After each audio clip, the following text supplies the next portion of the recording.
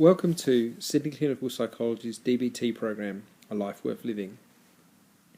This week we're going to start to look at mindfulness, and in particular we're going to look at a concept called wise mind. Wise mind underlies many of the important aspects of mindfulness that we're going to talk about over the next few weeks. In many ways, being in wise mind, or asking yourself whether you're in wise mind or what your wise mind says, is perhaps one of the best questions that you can ask of yourself. The best way to talk about wise mind is to put it together in a couple of steps. So first, we're going to look at another type of mind. It might be called rational mind or logical mind, or in DBT, often reason mind. Reason mind is the thinking mind. You're in this mode of mind when you are thinking logically, when you're planning, and so on. Doing puzzles requires you to be in this mode of mind, as does working on things like maths. We need to be in this mode of mind if we're going to learn new skills, and then we need to be in it to decide how to use them. For this reason, reason mind is sometimes known as the maths mode of mind. It might seem desirable, therefore, to be in reasonable mode all the time. However, it can also be quite limiting. There's no amount of rationality or reasoning that will help you to enjoy music, fall in love, or appreciate a sunset. For this, we need emotions.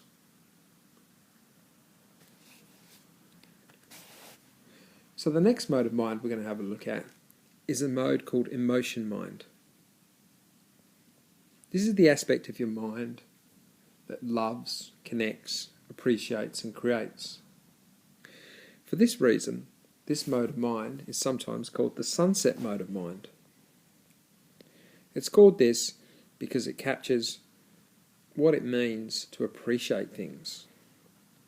So the emotion mode of mind is where you are when you're appreciating a sunset, or falling in love, or connecting with people. Emotion mind involves many normal and often helpful things like sadness, anger, anxiety and so on. However, being too hooked into emotion mind can feel like you're out of control, and it can be a pretty scary place to be. And people can do lots of unhelpful things when they're in emotion mind. They may become afraid of emotion mind, or they may spend so much time out of emotion mind that they end up being cut off from their positive emotions as well. And so, emotion mind can be an important and useful place to be, but it can also be unhelpful, scary, and potentially very damaging. So now we come to wise mind. So what do we actually mean by that? Wise mind, in some ways, could be seen as the balance between reason mind and emotional mind. We've talked about reason mind and what this involves, and we've also talked about emotion mind. Wise mind is almost kind of the midpoint between those two. It's a mode of mind that you're in which you're taking into consideration both your emotions and your rationality. A wise mind is actually much more than just the balance between these two places. Wise mind is the place where good choices are made. Being too hooked into emotions can make it harder to make wise choices, while being too rational means you might ignore important information that's provided by emotions. So wise mind involves including both your reason mind and your emotion mind, or your rationality and your feelings in decisions. What it means is that your current experience involves both rationality and emotions. It also means in doing this that you are hopefully more connected to your own needs and also to those of others. And so, wise mind is a respectful, more considerate place to be, both in terms of being more respectful of yourself and also being more respectful of others. Being in wise mind means you're able to make skillful choices and to use the skills to help yourself to deal with difficulties. If you're in wise mind, you know that you're doing the best under the circumstances that are around at the moment. So hopefully now you've got a bit of a better idea of what wise mind looks like. However, we're going to need to take some time to work on wise mind so that you can practice experiencing it, because really you can only really understand it by experiencing it. What I'm just writing out now is some examples of wise mind.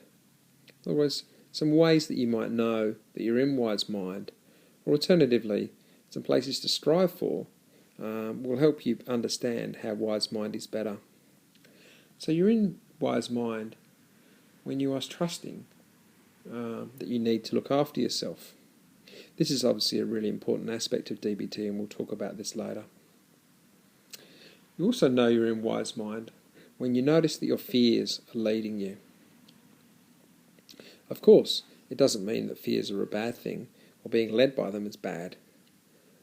But it is important to be aware of when you're being led by your fears and being able to make the right type of choices.